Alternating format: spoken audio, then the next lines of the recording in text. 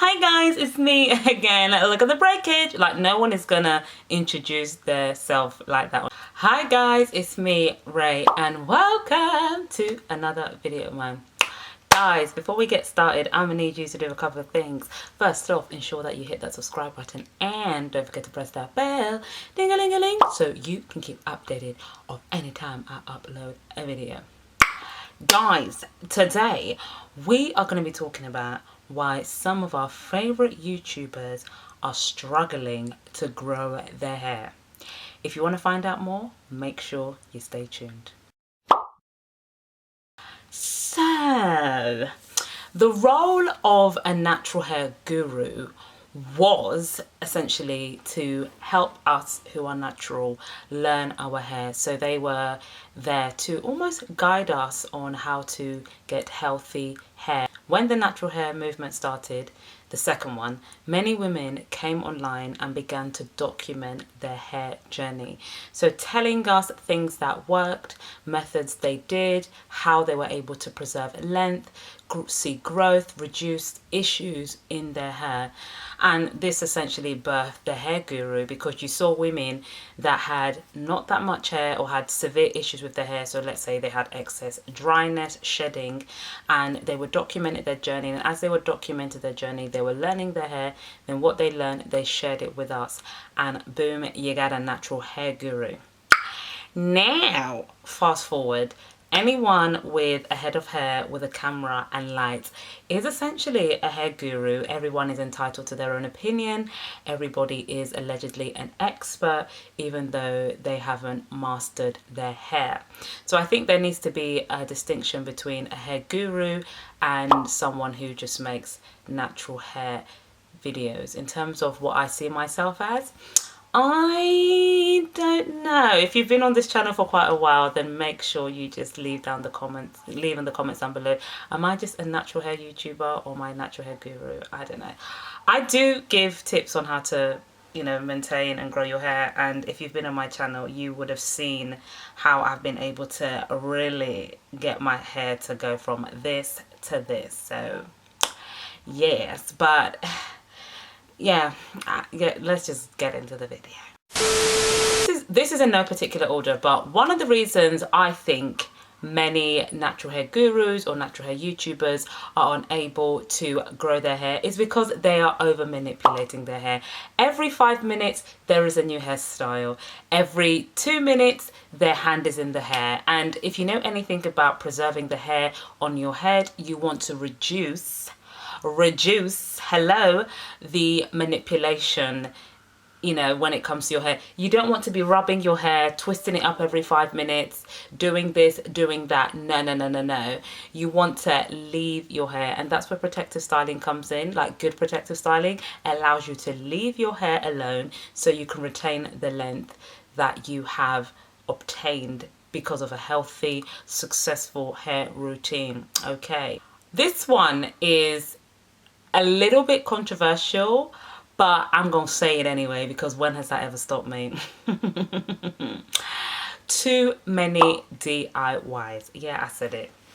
Too many DIYs. We, the viewer, we benefit from these DIYs, but it is often at the detriment of the strands of some of our favorite hair YouTubers. So they are often experimenting with various things, trying it out, trialing products for us, coming on camera, and they tell us their thoughts, but as a result of that, they may be over manipulating their hair, all in the name of they want to showcase to us a DIY that works for them. And the thing is, some of the DIYs, they do not necessarily work for our hair, we that watch the videos, or for other people, or even some of these YouTubers themselves, because I think sometimes you can try a DIY once and that very thing can be awesome on your hair, and the next time the thing is just reducing the hair length. You're literally there crying quietly, but you can't let anybody know. You're crying. You're crying quietly. That's how deep it is. We got to make up a new word. Crying quietly, like, rah, my hair is damaging, but I'm just going to come onto this camera. Hi guys, it's me again. Look at the breakage. Like, no one is going to introduce their self like that online. So they just do all these DIYs that can be damaging their hair.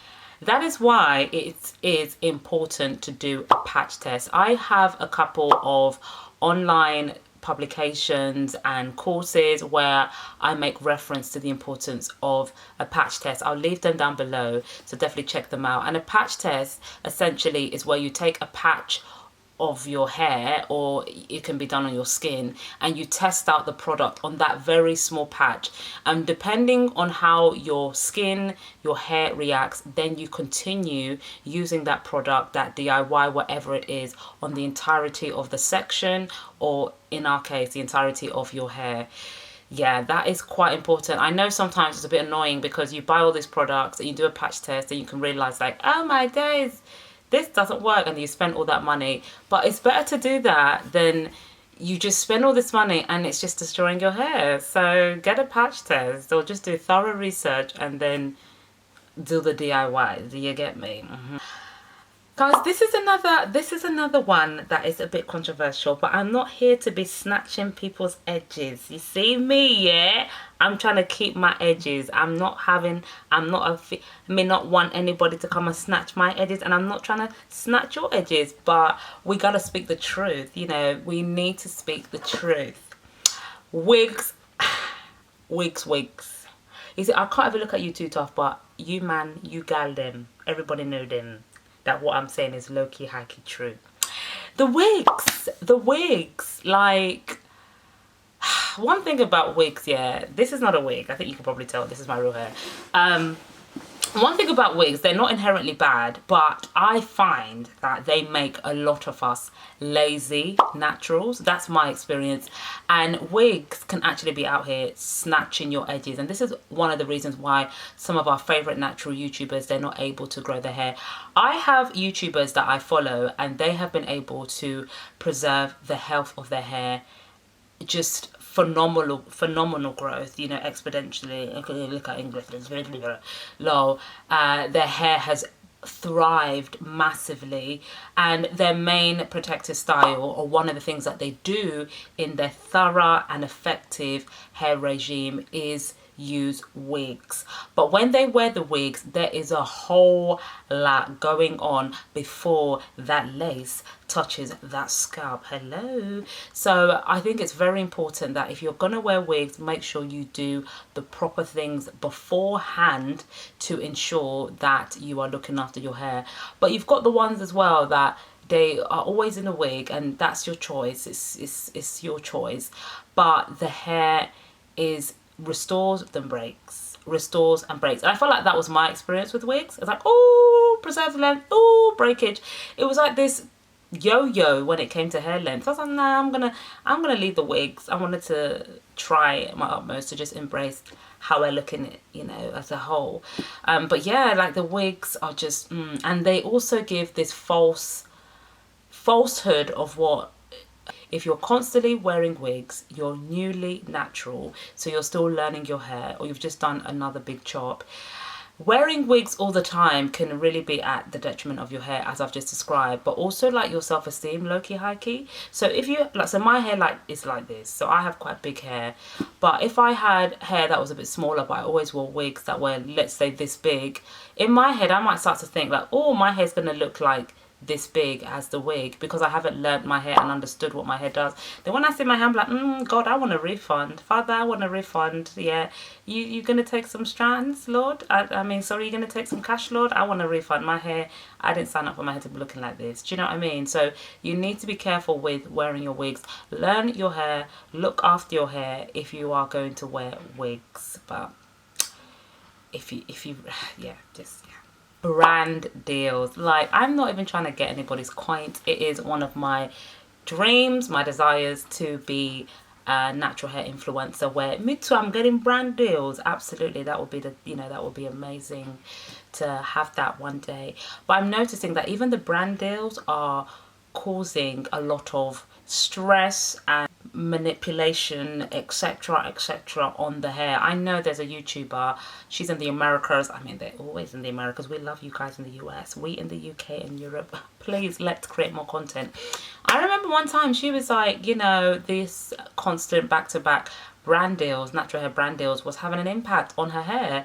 Another YouTuber that I watch, she mentioned how she left YouTube and was like, her hair started growing. She had issues with protecting the length of her hair. It was always breaking, or she wasn't seeing real length.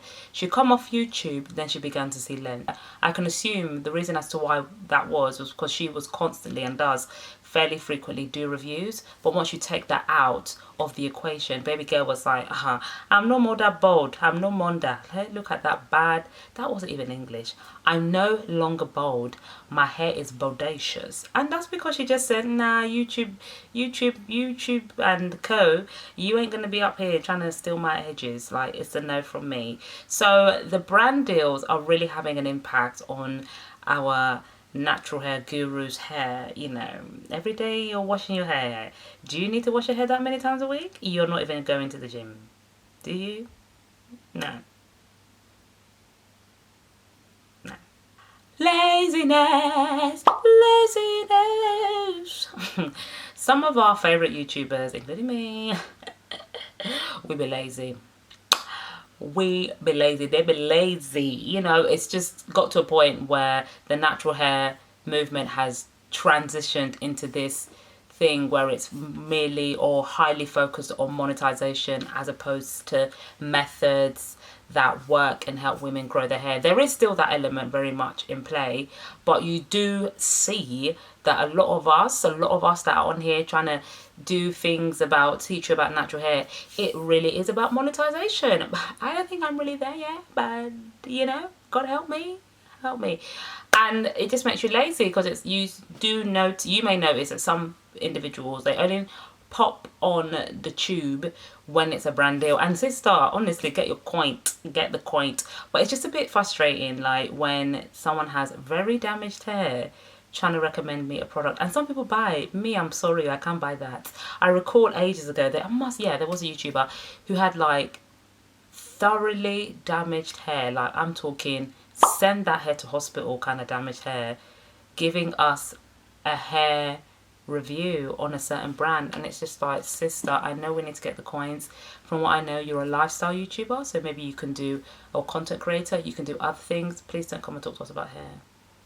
Like, I'm not going to talk to people here about marriage. Why? Because I'm not married. I'm not really qualified. If I talk about marriage, it might be these things I've seen, but am I really qualified to talk about marriage? It's a no. When Bay comes, then we can talk about marriage. Okay? Your hair is damaged? You don't need to talk about natural hair. I'm so sorry. It's because it's not even a case where people do a thing whereby they talk about what they've learned as a result of damaging their hair. They will come, they'll wear their agbada, the shoulder will go. See the way my shoulder, the shoulder will go like this. Hello, I'm a natural hair guru. Yeah, you can be a guru over there in the we have damaged hair aisle. I'm not trying to go on that train. I'm trying to see results, no shade. Poor diet, poor routine.